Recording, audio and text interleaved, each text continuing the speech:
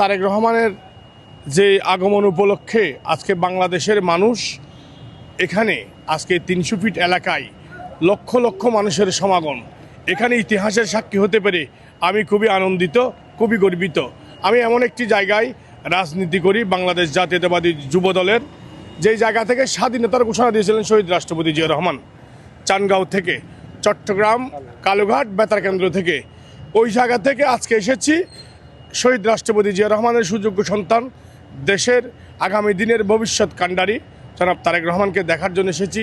আমরা খুবই খুশি এবং আমাদের নেতা চট্টগ্রাম মহানগর বিএনপির আহ্বায়ক আলহাজ আসাদুল্লাহ ভাই বলেছেন, নেতার আগমনে যাতে ৮ আসনের সর্বস্তরের মানুষ ওখানে উপস্থিত হয়ে নেতাকে স্বাগতম জানায় এবং নেতার যেই আগমন উপলক্ষে আমরা সবাই খুবই আনন্দিত। বলতে পারবো না কী ধরনের আনন্দ, কী ধরনের উল্লাস আমাদের ভিতরে কাজ করতেছে।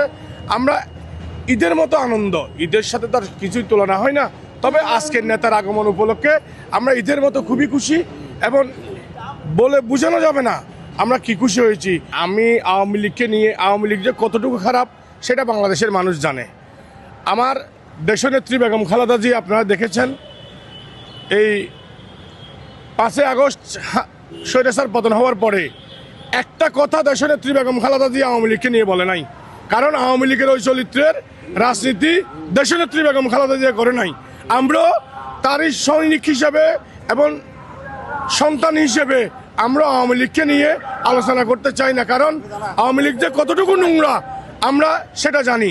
কারণ আমরা চাই সুন্দর সুন্দর করে দেশকে সাজাতে এবং তারেক রহমানকে নিয়ে আগামীর যে 31 দফা দাবি সেটা বাস্তবায়ন করতে চাই। এবং চট্টগ্রাম মহানগর বিএনপির আহ্বায়ক আলহাজ আসাদুল্লাহ ভাই বলেছেন, আমরা 31 দফা বাস্তবায়ন করব। আজকে যে তারেক রহমান আসতেছে সেটা আনন্দিত এবং খুবই খুশি হয়ে আমরা চট্টগ্রাম থেকে এখানে এসেছি।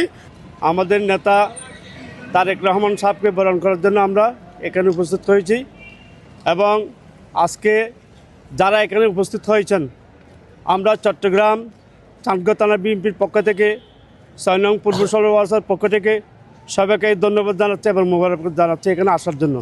আমরা দুঃখ না পারলেও আমরা তারেক রহমান সাহেব যে 300 ফিট এলাকায় যেখানে বক্তব্য দেওয়ার জন্য দাঁড়াবেন, সেখান থেকে যে লাইনটা এসছে মানুষের, সেই লাইনে আমরা জয়েন হতে পারলে হবে।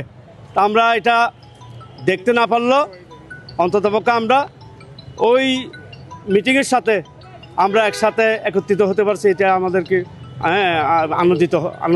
আমরা চট্টগ্রাম থেকে গতকাল 11টার দিকে রওনা হয়েছি।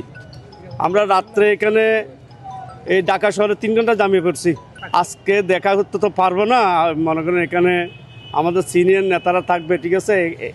আর আমরা তো একটা শুধু দেখা না, আমরা মোটামুটি দেখার জন্য চেষ্টা করবো আর কি, যেদিকে যাবে উনি, সেই আশা নিয়ে আমরা এখানে আসছি। আমার অনুভূতি এই মুহূর্তে বিজয় মনে হচ্ছে যে আমরা দীর্ঘদিন দুঃখ কষ্ট ভোগ করেছি। আমার নেতা অত্যাচারের কারণে দেশের বাইরে ছিল, আজ আসতেছে এবং তার নিয়ে আমরা আগামী দেশ গর্ব এই স্বপ্ন দেখে আসছি। এই মামলাগুলো সম্পূর্ণ মিথ্যা বানোয়াট, ভুয়া মামলা দিয়ে দেশ থেকে বিতাড়িত করাইছিল তাদের মূলত উদ্দেশ্য।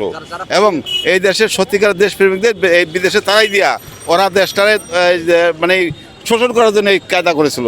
তারা তো দেশের শত্রু, তারা এই দেশের জনগণরে অত্যাচার করিয়া তাদেরকে রাস্তায় নামাই দিয়ে তারা দেশ থেকে চলে গেছে এবং বিশ্বের ইতিহাসে সবচেয়ে ঘৃণিত পতন এদের হয়েছে। এটা আমার মন থেকে অন্তর থেকে ভালো লাগে, জিয়া রহমানের আদর্শ ভালো লাগে, আস্থা বিশ্বাস করেই আমি এই দলে আসছি, তখন থেকে আমি দলের সাথে সম্পৃক্ত আছি।